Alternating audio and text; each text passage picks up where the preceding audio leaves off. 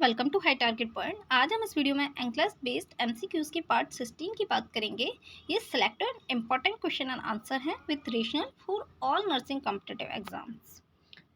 ये 500 MCQs selective and important है, जो कि बहुत ज़्यादा इंपॉर्टेंट है for all nursing competitive exam. जितनी भी अपकमिंग नर्सिंग कॉम्पिटिटिव एग्जाम्स हैं उन सबके लिए हेल्पफुल हैं। इसमें से 50% प्लस एमसीक्यूज आपको एवरी एग्ज़ाम में, नर्सिंग एवरी एग्ज़ाम में आपको देखने को मिलेंगे। कोई भी नर्सिंग का कॉम्पिटिटिव एग्ज़ाम हो, आपको 50% प्लस एमसीक्यूज इसमें से देखने को मिलेंगे। इसमें हम ऑल सब्जेक्ट्स कवर कर रहे हैं। इससे पहले हमने midwifery, MHN, mental health nursing और फंडामेंटल के एमसीक्यूज देखे थे। आज की वीडियो में हम पीडियाट्रिक के एमसीक्यूज देखेंगे, ठीक है, जो कि ओनली पीडिया से रिलेटेड है। और एमएसएन के लिए हमने अलग से एक सीरीज स्टार्ट की है, जिसमें हमने रिस्पायरेटरी सिस्टम और सीवीएस कार्डियोवैस्कुलर सिस्टम्स के एंक्लस बेस्ड एमसीक्यूज देख लिए हैं। प्लेलिस्ट में अलग से आपको मिल जाएंगे सिस्टम वाइज, उनको भी आप ज़रूर देखें, ठीक है। तो एवरी क्वेश्चन इंपॉर्टेंट है, जितनी भी सीरीज़ है आपको फुल वॉच करनी है, ठीक है। तो आज हम स्टार्ट करते हैं क्वेश्चन नंबर 351 से। The nurse report to the primary health care provider sign of increased intracranial pressure is an infant with a myelomeningocele who has which of the following। Question में पूछा है, एक नर्स रिपोर्ट कर रही है primary health care provider को, बच्चों क्या आईसीपी जो है उसके शॉर्ट फॉर्म में जो हमारा इंट्राक्रेनियल प्रेशर है उसको आईसीपी बोलते हैं। जो आईसीपी है उसका वो क्या हो गया है, इंक्रीज हो गया है इन्फेंट का, और उसको और साथ में उसे क्या है, माइलोमेनिंजोसील है। तो क्या इसमें से सिम्टम को नर्स को रिपोर्ट करना है प्राइमरी हेल्थ केयर प्रोवाइडर को। पहले तो हम आईसीपी देख लेते हैं। इंट्राक्रेनियल प्रेशर क्या है, इसको जिसको हम शॉर्ट फॉर्म में आईसीपी भी बोलते हैं, ठीक है। ये फ्लूइड होता है, exerted fluid inside the skull and on the brain tissue, ठीक है। उसका लेवल क्या हो जाता है, इंक्रीज हो जाता है, जिसे हम क्या बोलते हैं, increase intracranial pressure. Intracranial pressure होता है जो हमारे स्कल और ब्रेन टिश्यू के इनसाइड फ्लूइड है वो, ठीक है। नॉर्मल लेवल की बात करें इसकी, तो नॉर्मल लेवल होता है 7 to 15 mm ऑफ Hg, ठीक है, mm ऑफ Hg। ये हमारा क्या होता है, नॉर्मल लेवल होता है इंट्राक्रेनियल प्रेशर का, ठीक है, 7 to 15। और साथ में क्या है, चाइल्ड को, जो इन्फेंट है उसे क्या है, माइलोमेनिंजोसील है। माइलोमेनिंजोसील क्या है, ये एक टाइप है स्पाइना बिफिडा का, ठीक है। बट स्पाइना बिफिडा का टाइप है वो भी कौन से, ओपन स्पाइना बिफिडा का, ठीक है, ओपन स्पाइना बिफिडा का, जिसे हम स्पाइना बिफिडा जो है, ओपन स्पाइना बिफिडा, इसे हम और किस नाम से जानते हैं, स्प्लिट स्पाइन भी बोलते हैं। हम इसे क्या बोलते हैं, स्प्लिट स्पाइन। ये कभी भी क्वेश्चन में नाम देके इसमें से पूछ लिया जाता है कि ओपन स्पाइना बिफिडा को हम और क्या बोलते हैं, तो स्प्लिट स्पाइन बोलते हैं, ठीक है। और जो माइलोमेनिंजोसील है वो किसका टाइप है, ओपन स्पाइना बिफिडा का टाइप है, ठीक है। ये क्या होता है, एक बर्थ डिफेक्ट होता है। इसमें क्या होता है, जो स्पाइनल कॉर्ड है वो उसका डेवलपिंग फेल हो जाता है, फेल, जो developing baby spinal cord fail to develop properly, जो प्रॉपरली स्पाइनल कॉर्ड होनी चाहिए डेवलप, वो फेल हो जाती है होना, ठीक है। और कौन सा बर्थ डिफेक्ट है, किसमें होता है, न्यूरल ट्यूब डिफेक्ट, जिसे हम क्या बोलते हैं, न्यूरल ट्यूब डिफेक्ट की वजह से होता है, ठीक है। न्यूरल ट्यूब डिफेक्ट में होता है स्पाइना बिफिडा और इसका टाइप है माइलोमेनिंजोसील, ओके। और ये किसकी वजह से होता है, फॉलिक एसिड की डेफिशिएंसी की वजह से होता है। अगर प्रेगनेंसी फॉलिक एसिड कम ले प्रेगनेंटली तो उसमें देखने को मिलता है। तो इसमें यहाँ पे मल्टीपल क्वेश्चंस बन रहे हैं। आईसीपी का नॉर्मल लेवल भी कभी कभी पूछ लिया जाता है कितना होता है, ठीक है। तो वो भी क्वेश्चन ज़्यादातर इजी वे में एक टर्म में पूछ लेते हैं नॉर्मल, कि आईसीपी क्या है, या इंट्राक्रेनियल प्रेशर नॉर्मल कितना होता है, या माइलोमेनिंजोसील किसका टाइप है, या स्पाइना बिफिडा को हम और क्या कहते हैं, या न्यूरल ट्यूब डिफेक्ट की कमी से क्या होता है। तो ये सब क्वेश्चन यहाँ पे पूछ लिए जाते हैं। अब यहाँ पे कौन सा नर्स को रिपोर्ट करना है प्राइमरी हेल्थ केयर प्रोवाइडर को, इसका जो हो सकता है साइन, इन्फेंट क्या करेगा, मिनिमम लोअर एक्सट्रीमिटीज मूवमेंट करेगा इस कंडीशन में, या ए हाई पिच्ड क्राई करेगा, या 3 है ओवरफ्लो वॉइडिंग ओनली, या 4 ए फोंटानेल दैट बल्ज विथ क्राइंग, या उसका फोंटानेल बल्ज होगा रोने के साथ। तो इसमें राइट आंसर होगा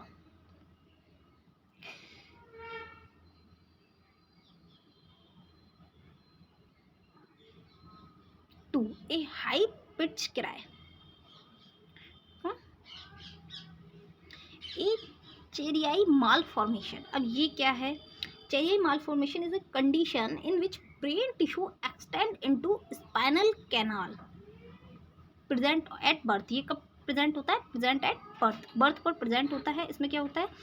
ये एक जो कंडीशन है, इसमें जो ब्रेन टिश्यू है एक्सटेंड हो जाते हैं इनटू स्पाइनल कैनाल में, ठीक है। obstruct the flow of cerebrospinal fluid resulting in hydrocephalus। Patient जो आईसीपी बढ़ा है, आईसीपी इंक्रीज होने की वजह से क्या होता है? हाइड्रोसेफेलस देखने को मिलता है हमें। क्या मिलता है? हाइड्रोसेफेलस। हाइड्रोसेफेलस बहुत बार क्वेश्चन ये टर्म देके पूछ लेते हैं, व्हाट्स मीन ऑफ हाइड्रोसेफेलस, या जो आईसीपी है वो इंक्रीज हो रहा है तो क्या इंडिकेट करेगा, क्या कॉज करेगा? Hydrocephalus. This is common problem in infant with myelomeningocele. अगर माइलोमेनिंजोसील है तो आईसीपी ऑब्वियसली इंक्रीज होगा, आईसीपी इंक्रीज होगा तो क्या कॉज करेगा? Hydrocephalus. And will require surgical intervention with a shunt. A high pitched cry is one sign of increase intracranial pressure that may indicate the present of Chiari malformation, ठीक है। जो intracranial pressure है वो क्या cause करता है? ए high pitched cry cause करता है। इसका साइन क्या है? ए हाई पिच्ड क्राई। तो राइट आंसर हमारा क्या होगा? 2। Next question 352, when positioning A neonate with an unrepaired myelomeningocele, which of the following position is most appropriate? Question में पूछा है, अभी हमने माइलोमेनिंजोसील देख लिया क्या होता है। इसमें पूछा है एक अनरिपेयर्ड माइलोमेनिंजोसील है न्यूनेट को, तो उसके लिए पोजीशन पूछिए, मोस्ट अप्रोप्रिएट पोजीशन क्या होगी। क्वेश्चन आपके सामने है, यू कैन रीड। इसका राइट आंसर होगा prone with hips in abduction. Prone, तो अभी मैंने बताया था ये क्या है, नॉर्मल बात है, स्पाइना बिफिडा का टाइप है। इसमें क्या होता है, जो स्पाइनल कॉर्ड है वो डेवलप नहीं होती, या जो स्पाइनल कॉर्ड है ये हमारी क्या है? स्पाइनल कॉर्ड है, इसमें ये ऐसे आ जाता है फ्लो, सिर्फ स्पाइना बिफिडा, ठीक है। तो अगर पेशेंट को हम सुपाइन पोजीशन देंगे तो उससे क्या होगा? उस पर स्पाइनल कॉर्ड पे प्रेशर आएगा, उससे क्या होगा? पेन डेवलप होगा या प्रॉब्लम होगी। तो सुपाइन पोजीशन हम नहीं दे देंगे, साइड लाइन भी पोजीशन हम नहीं देते हैं इसमें। और अगर प्रोन पोजीशन देंगे तो उस पर बिल्कुल प्रेशर नहीं आएगा, उस पेशेंट को या न्यूनेट को क्या होगा? कंफर्टेबल फील होगा, ठीक है। Prone with hips in abduction. अब एबडक्शन और एडक्शन क्या होता है? दो टर्म्स बहुत ज़्यादा इंपॉर्टेंट है, ज़्यादातर क्वेश्चंस में हमें एबडक्शन एडक्शन देखने को मिलता है। तो एक होता है एडक्शन, एक होता है एबडक्शन। एडक्शन मतलब होता है जो हमारा मतलब बॉडी का पार्ट है उसे हम अपनी बॉडी के पास लेके आए। जैसे ये पेशेंट है, ये इसके हैंड है, तो ये इसका हैंड जो है ये ऐसे होता है, तो इस हैंड को अपनी बॉडी से मिलाया ये, ठीक है। तो ये क्या हो गया? एडक्शन, मतलब ऐड करना, अपने हैंड को ऐड करना अपनी बॉडी से। और एबडक्शन मतलब अपने हैंड को एकदम सीधा करना, ये हैंड है इसका, इसने सीधा कर दिया, दूर कर दिया अपनी बॉडी से, is abduction.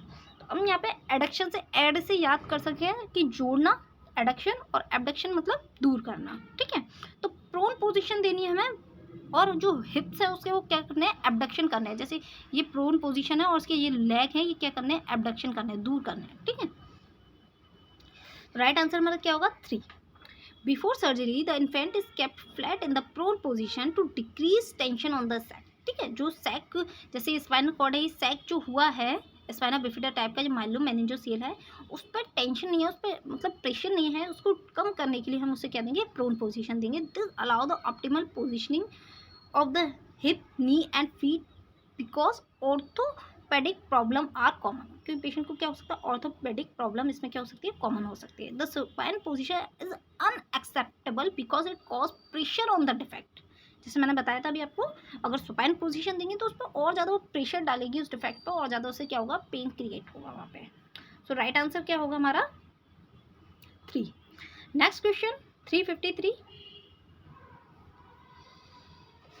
when developing a teaching plan for the parent of a child with Down syndrome, the nurse focus on activities to increase which of the following for the parents। एक child है जिसको क्या है? Down syndrome. Nurse when developing teaching plan for the parents, उसके लिए parents के लिए teaching plan nurse prepare कर रही है। तो focus on activity to increase which of the following for the parents. कौन सी एक्टिविटीज़ को इंक्रीज करने के लिए नर्स फोकस करेगी, पेरेंट्स कौन सी एक्टिविटीज़ के साथ इंक्रीज करें। अब डाउन सिंड्रोम क्या होता है, पहले हमें यहाँ देखना होगा कि डाउन सिंड्रोम क्या है। डाउन सिंड्रोम को हम और एक नाम से जानते हैं, ट्राइसमी 21, ट्राइसमी 21। ठीक है, ये क्वेश्चन बहुत बार एग्जाम में पूछा गया है कि ट्राइसमी 21 किसे कहते हैं, डाउन सिंड्रोम को, या ट्राइसमी 21 को और किस नाम से जानते हैं, या डाउन सिंड्रोम को और किस नाम से जानते हैं। कैसे भी क्वेश्चन बहुत बार एग्जाम में पूछ चुके हैं। जो ये क्या है, क्रोमोसोमल डिसऑर्डर है। ठीक है, क्रोमोसोमल, इसमें क्या होता है, जो क्रोमोसोम 21 है उसमें क्या होता है, वो उसका डिसऑर्डर होता है। इसमें जो 21 है उसमें क्या होता है, एक इंक्रीज हो जाता है। क्रोमोसोम है जो 21 का, वो एक इंक्रीज हो जाता है, बढ़ जाता है। ओके, जिसकी वजह से क्या होता है, development and intellectual level delay होता है या कम होता है। ठीक है, जो किसको इफेक्ट करता है, डेवलपमेंट को एंड इंटेलेक्चुअल लेवल को। ठीक है, down syndrome.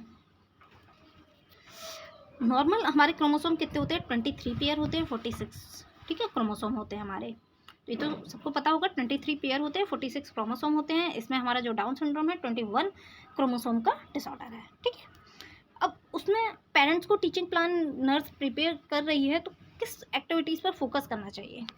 Affection for the child, उन्हें चाइल्ड के लिए अफेक्शन करना चाहिए। Responsibility for the child welfare या understanding of their child's disability, या confidence in their ability to care for their child. तो यहाँ पे राइट आंसर होगा वो, confidence in their ability to care for the child. उनमें कॉन्फिडेंस देना है कि अपनी जो their ability to care for their child, कि वो अपने चाइल्ड की केयर करें। ठीक है, when teaching the parents of a child with Down syndrome activities should focus on increase the parents' confidence in their ability to care for the child. The parents must continue to work daily with their child. Most parents feel affection and a sense of responsibility for their child. मतलब उन्हें बोलना है कि वो एक care दे अपने child को, उसकी जो भी एबिलिटी है उनको एक्सेप्ट करे और उन्हें उसे उसके साथ एक अच्छा बिहेव करे। ठीक है, राइट आंसर हमारा क्या होगा, 4। Next question 354, what should be part of the nurse teaching plan for a child with epilepsy being discharge on a regimen of phenytoin Dilantin. Question पूछा है, एक पेशेंट चाइल्ड था, एपिलेप्सी का, वो क्या हुआ है, डिस्चार्ज हुआ है, उसे क्या दी जा रही थी, फिनोटाइन दी जा रही थी। तो नर्स को कौन सा टीचिंग प्लान उसे देना चाहिए, उसे बोलना चाहिए कि ड्रिंकिंग प्लेंटी फ्लूइड लो, या brushing teeth after each meal, या having someone be with the child during walking hours, या रिपोर्टिंग साइन ऑफ इन्फेक्शन। अब एपिलेप्सी क्या होता है, एपिलेप्सी हमारी एक सीजर है इन विच, इसमें क्या होता है, in which nerve cell activity in brain is disturb. Okay, इसे हम क्या कहते हैं, एपिलेप्सी।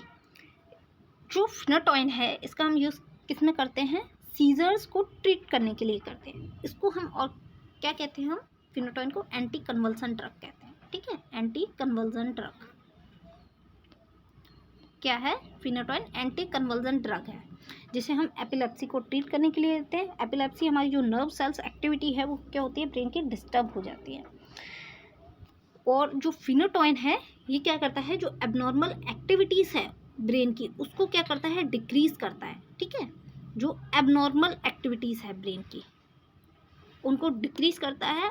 बट क्या करता है, ये जो जिंजिवल ग्रोथ है, हमारी जिम्स की ग्रोथ है, जिंजिवल ग्रोथ है, उसको इंक्रीज करता है। जिंजिवल हाइपरप्लेसिया बोलते हैं जिसे हम। ठीक है, जिंजिवल हाइपरप्लेसिया बोलते हैं।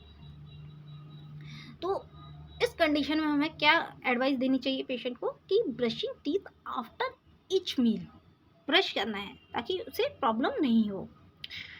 फिनोटाइन जिसे हम डाइलेंटेन बोलते हैं, एंटी कन्वल्सन ड्रग होती है, ये क्या करती है, जिंजिवल हाइपरप्लेसिया कॉज करती है। Children taking Dilantin should brush their teeth after every meal and at bedtime. ठीक है, अगर वो इसको पिएगा, ड्रिंक करेगा जो फिनोटाइन है, तो उसमें क्या करेगी, वो जम्स में रह जाएगी हमारे, और ज़्यादा जिंजुअल ग्रोथ करेगी, जिससे ज़्यादा पेशेंट को और ज़्यादा इरिटेशन होगी। ठीक है, तो उसे प्रिवेंट करने के लिए हमें क्या एडवाइस देनी है कि आपको हर नाइट में और बेड टाइम या एवरी मील के बाद क्या करना है, आपको ब्रश करना है। Okay, next question 355, when teaching an adolescent with a seizure disorder who is receiving valproic acid, जिसे हम टेपाकेन बोलते हैं, with sign and symptom should the nurse instruct the client to report to the health care provider. एक adult है, adolescent है sorry, जिसे क्या है, सीजर डिसऑर्डर है, और वो क्या ले रहा है, वैल्परिक एसिड ले रहा है। कौन सा साइन एंड सिम्टम नर्स को, हेल्थ केयर प्रोवाइडर को इन्फॉर्म करना है? इसमें से 1 है 3 एपिसोड ऑफ डायरिया के आ रहे हैं अगर, या लॉस ऑफ एपेटाइट, उसे भूख नहीं लग रही, या 3 जॉइंटिस के सिम्टम आ रहे हैं, सॉर थ्रोट हो रहा है। वैल्परिक एसिड क्या है, हम वैसे वैल्परिक एसिड का मोस्टली हम यूज़ किस में करते हैं, बाइपोलर डिसऑर्डर में करते हैं, बट हम इसको एपिलेप्सी में भी यूज़ करते हैं, माइग्रेन की कंडीशन में भी यूज़ करते हैं। बट जो हमारी वैल्परिक एसिड है ये मेटाबोलाइज किसके थ्रू होती है, लिवर के थ्रू। ठीक है, लिवर के थ्रू मेटाबोलाइज किसके थ्रू होगी, लिवर के थ्रू, एंड एक्सक्रेटेड किस में होती है, यूरिन में। ओके, तो इसमें ये किसको इफेक्ट डालेगी, लिवर को। और इसकी हम वैल्परिक एसिड की अगर डोज की बात करें कितनी देते हैं हम, तो 450 mg पर डे। ठीक है, 450 mg पर डे हम इसको देते हैं। ठीक है, इसको हम मोस्टली बाइपोलर डिसऑर्डर में यूज़ करते हैं, एपिलेप्सी एंड माइग्रेन कंडीशन में भी हम इसका यूज़ करते हैं, और ये मेटाबोलाइज बाय लिवर के थ्रू होती है। तो ये क्या कॉज कर सकती है, जॉइंटिस। राइट आंसर हमारा क्या होगा, 3। तो अगर जॉइंटिस की कंडीशन आ रही है तो हमें क्या करना है, हेल्थ केयर प्रोवाइडर को इंस्ट्रक्ट करना है। Okay, a toxic effect of valproic acid Depakene is liver toxicity. ठीक है, क्योंकि ये किसके थ्रू मेटाबोलाइज हो रही है, लिवर के थ्रू, तो ये क्या कॉज करती है, लिवर टॉक्सिसिटी। अगर इसका लेवल जो मैंने अभी नॉर्मल बताया 450 mg पर डे, अगर इसका लेवल हम ज़्यादा दे दें, ज़्यादा डोज देते, तो क्या करेगी, वहाँ पे लिवर टॉक्सिसिटी कॉज करेगी, जिसके मैनिफेस्ट क्या होंगे, jaundice and abdominal pain. If jaundice occur the client need to notify the health care provider as soon as possible. जितना जल्दी हो सके हमें क्या करना है, हेल्थ केयर प्रोवाइडर को नोटिफाई करना है अगर जॉइंटिस या एब्डोमिनल पेन की कंडीशन प्रेजेंट हो रही है। अगर यहाँ जॉइंटिस की जगह एब्डोमिनल पेन होता, एब्डोमिनल पेन, तो हम वो भी राइट आंसर करते। ठीक है, अगर जॉइंटिस नहीं होके यहाँ क्या होता, एब्डोमिनल पेन होता, तो वो भी हमारा राइट आंसर होगा। Okay, next question, which sign should lead the nurse to suspect that a child with meningitis has developed disseminated intravascular coagulation। Question बहुत इंपॉर्टेंट है ये। चाइल्ड को क्या है, मेनिंजाइटिस है, तो कौन सा इसमें से साइन ये सस्पेक्ट करेगा कि उसको क्या हो रहा है, डिसेमिनेटेड इंट्रावेस्कुलर कोगुलेशन डेवलप हो रहा है।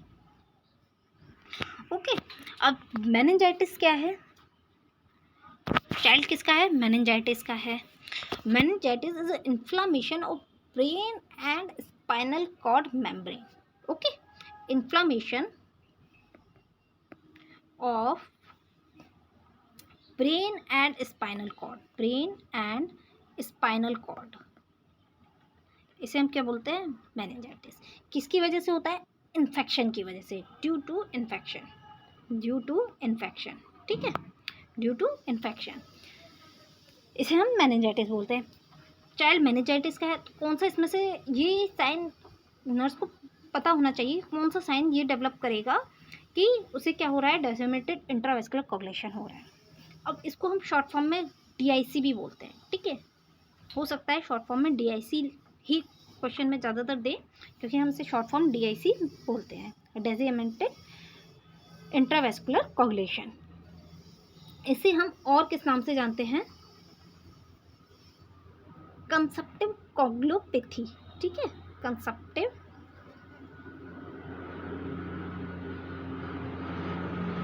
कोगुलोपैथी,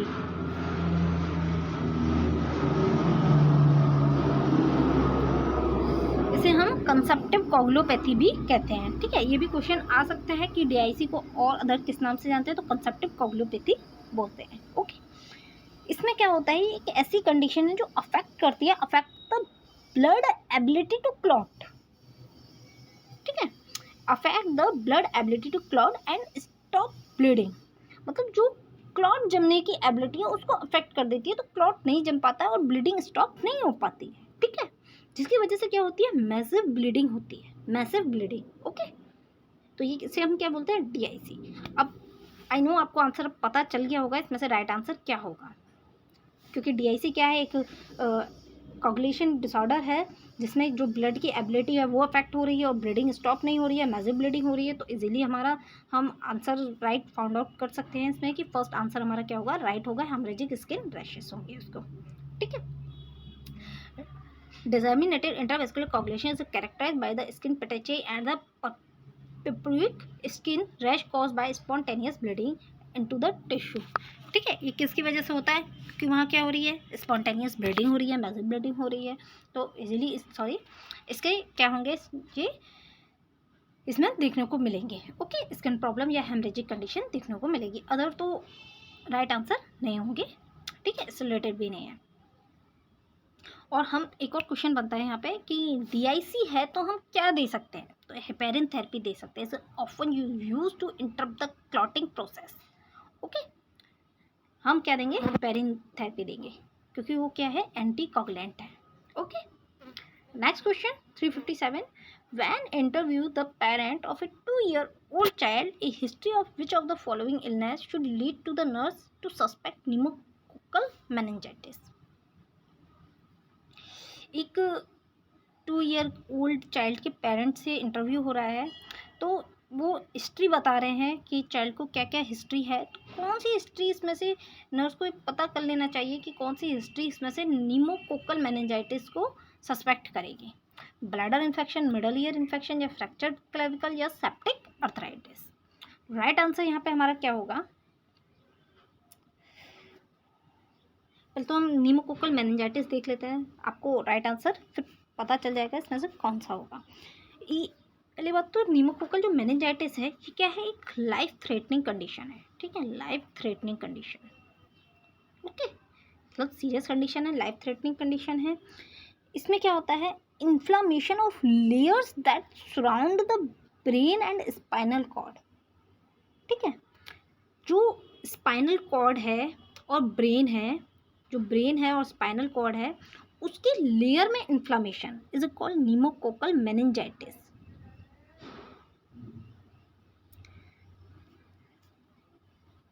जिसे हम जो लेयर्स हैं उसे हम क्या बोलते हैं, मेनिंजिस बोलते हैं, मेनिंजिस, ठीक है। और जो लेयर्स हैं अब उनका इन्फ्लामेशन होगा तो हम क्या बोलेंगे, मेनिंजाइटिस, ओके। तो उसमें हम किसकी अगर हिस्ट्री है तो ये निमोकोकल मेनिंजाइटिस सस्पेक्ट हो सकता है। राइट आंसर होगा यहाँ पे हमारा 2, middle ear infection, sorry middle ear infection. क्यों, organisms that cause bacterial meningitis such as pneumococci or meningococci are commonly spread in the body by a vascular dissemination from middle ear infection, ठीक है। इसमें बोल रहे हैं कि अगर जो बैक्टीरियल मेनिंजाइटिस है तो उसका ऑर्गेनिज्म क्या होता है, वो किसकी वजह से होती है, जो भी मैंने बताया, inflammation of layers that surround the brain and spinal cord, this called pneumococcal meningitis. तो वो किसकी वजह से होता है, ड्यू टू इन्फेक्शन, ठीक है, ड्यू टू इन्फेक्शन। और उसका इन्फेक्शन का कॉज क्या होता है, निमोकोकाई और मेनिंजोकोकाई, निमोकोकाई और मेनिंजोकोकाई। और ये स्प्रेड कैसे होते हैं बॉडी में, बाय मिडल ईयर इन्फेक्शन के थ्रू। अगर मिडल ईयर इन्फेक्शन है तो उसके थ्रू ये हमारी बॉडी में स्प्रेड होते हैं। सिंपल सी बात है, क्या कॉज करेंगे, वो निमोकोकल मेनिंजाइटिस कॉज करेंगे, okay. Next question 358, a hospitalized preschooler with meningitis who is to be discharge become angry when the discharge is delayed, which of the following play activity would be most appropriate at this time। Question में पूछा है, एक कहानी दे दी है, ये पूछा है meningitis का पेशेंट है, डिस्चार्ज टाइम वो क्या हो रहा है, एंग्री हो रहा है, गुस्से में है, तो कौन सा उसके लिए अप्रोप्रिएट एक्टिविटी पूछी है प्ले करने की, कौन सी होगी।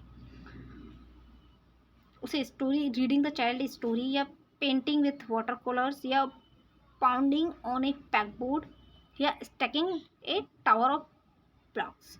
तो हमारा राइट आंसर क्या होगा यहाँ पे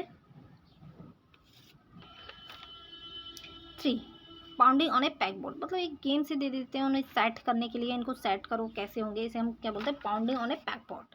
उसे हम गेम प्ले करने के लिए कहेंगे, एक्टिविटी प्ले करने के लिए, ताकि जो उसका गुस्सा है वो क्या हो, एंग्री जो है वो कम, एंग्री है वो कम हो जाए। ओके, गेम कैसे होता है ये दिया हुआ है, can read. Okay, next question 359, the nurse is admitted A toddler with the diagnosis of near drowning in a neighbor heated swimming pool to the emergency department. The nurse should assist the child for। Question में पूछा है कि एक toddler है, admit हुआ है, उसका diagnose क्या है, मतलब एक पानी में क्या हो गया है, डूब गया है स्विमिंग पूल में, तो उसका इमरजेंसी डिपार्टमेंट में लाया गया है। तो नर्स को चाइल्ड को किसके लिए असिस्ट करना चाहिए, हाइपोथर्मिया के लिए, हाइपोक्सिया के लिए, फ्लूइड एस्पिरेशन के लिए, क्यूटेनियस कैपिलरी पैरालिसिस के लिए। तो सिंपल सा है, राइट आंसर हमारा हाइपोक्सिया होगा। ठीक है, सबसे पहले किसके लिए असिस्ट करना चाहिए, हाइपोक्सिया के लिए असिस्ट करना चाहिए। ओके, क्योंकि हमारा A B C always priority रहता है। अब सी ए बी हो गया है, ठीक है, तो हमारा क्या रहेगा, हाइपोक्सिया प्रायोरिटी रहेगा। Hypoxia is a primary problem because it result in brain cell damage.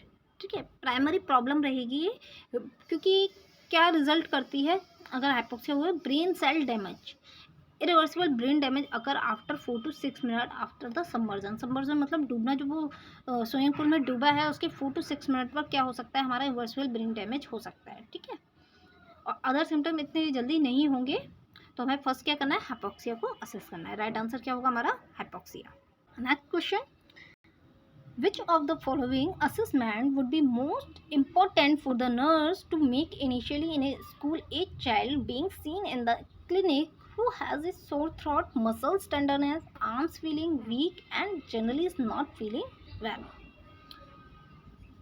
Question में पूछा है एक स्कूल एज चाइल्ड है, उसे हमें क्या देखने को मिल रहा है, sore throat, muscles tenderness, arm feeling weak, जो आर्म्स है उसमें क्या है, weak, and generally is not feeling well, जिसे हम मलाइज बोलते हैं। ठीक है, मलाइज क्या बोलते हैं, मलाइज टर्म देके पूछा जाता है, generally is not feeling well is called malaise, या malaise what's mean malaise. Okay, कैसे भी क्वेश्चन पूछा जाता है। तो ये सिम्टम्स आ रहे हैं, तो इसमें क्वेश्चन में पूछा है कि कौन सा मोस्ट इम्पोर्टेंट असेसमेंट होगा नर्स का इनिशियली इस स्कूल एज चाइल्ड की एज में, चिल्ड्रन के लिए।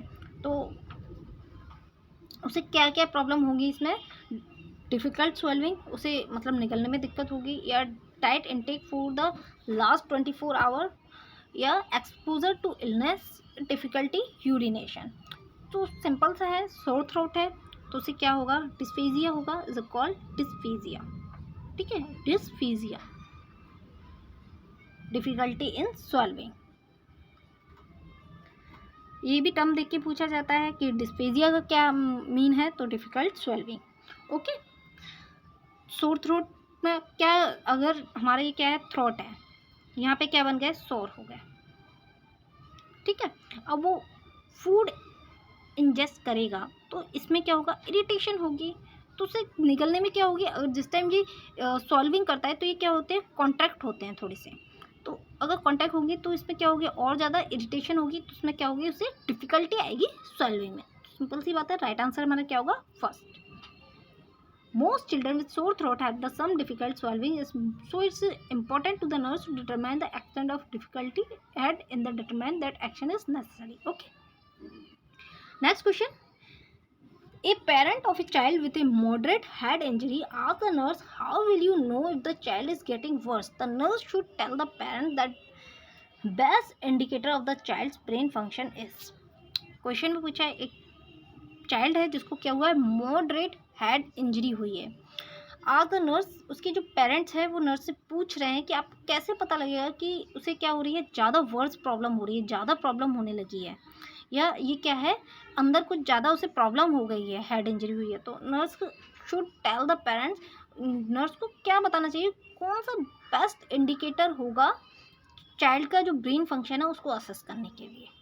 नर्स को कैसे पता चलेगा ये मॉडरेट हेड इंजरी है, वो वर्स हो रही है, तो वाइटल साइन चेक करके, या लेवल ऑफ कॉन्शियसनेस चेक करके, या डायरेक्शन ऑफ पिपल्स, या मोटर स्ट्रेंथ। तो राइट आंसर होगा हमारा यहाँ पे 2, level of consciousness. level of consciousness LOC is the best indicator of brain function. It the child condition deteriorate, the nurse would notice the change in LOC before any other change. ठीक है, अगर वो condition क्या हो रही है, जो brain के जो फंक्शंस है वो वर्ज हो रहे हैं या उसमें प्रॉब्लम आ रही है, तो सबसे पहले क्या होंगे, उसके चाइल्ड के LOC जो लेवल ऑफ कॉन्शियसनेस है उसमें उसको चेंजेस नर्व को देखने को मिलेंगे अदर्स से पहले, अदर फंक्शन से पहले. ओके, तो बेस्ट इंडिकेटर क्या है, level of consciousness. Next question 363. The primary health care provider has prescribe intravenous mannitol, जिसे ऑस्मिट्रॉल बोलते हैं, for a child with head injury. The best indicator that the drug has been effective is. एक child है head injury का, उसे क्या दिया गया है, मैनिटोल दी गई है, प्रिस्क्राइब की गई है. तो कौन सा बेस्ट इंडिकेटर होगा ड्रग का कि हमें पता चलेगा ये ड्रग क्या हो रही है, इफेक्टिव हो रही है मैनिटोल. इंक्रीज यूरिन आउटपुट, उसका यूरिन आउटपुट इंक्रीज होगा, या इम्प्रूव लेवल ऑफ कॉन्शियसनेस, या डिक्रीज इंट्राक्रेनियल प्रेशर, या डिक्रीज एडिमा. कौन सा इसमें से ये इंडिकेट कर रहा है कि मैनिटोल इफेक्टिव है, वर्क कर रही है. राइट आंसर हमारा क्या होगा, 3, डिक्रीज इंट्राक्रेनियल प्रेशर. मैनिटोल हमेशा क्या करती है, जो ICP है हमारा इंट्राक्रेनियल प्रेशर, उसको क्या करती है, कम करती है. ठीक है. Mannitol is a osmotic diuretic. ये क्वेश्चन बहुत बार पूछ चुका है कि ऑस्मोटिक मतलब जो मैनिटोल है वो कौन सा टाइप का सॉल्यूशन है. ठीक है, तो क्या है, ऑस्मोटिक डायरेटिक है. ठीक है, ये क्वेश्चन बहुत बार एग्जाम में पूछ चुके हैं कि मैनिटोल है वो कौन से टाइप का सॉल्यूशन है, तो ऑस्मोटिक है. टू रिड्यूस इंट्राक्रेनियल प्रेशर, ये क्या करता है, ICP को इंक्रीज करता है. The use of the drug is a controversial and should be reserve to case that do not respond to other treatment और where brain herniate is likely. ठीक है, इसको हम कंट्रोवर्शियल रखते हैं, मतलब इसका हम रिजर्व रखते हैं. अगर अदर्स ट्रीटमेंट रिस्पॉन्ड नहीं दे रहे हैं तो हम क्या करते हैं, मैनिटोल यूज करते हैं. Okay. Next question. A 3-year child old is recovering from a concussion. The persistence of which finding is least concerning.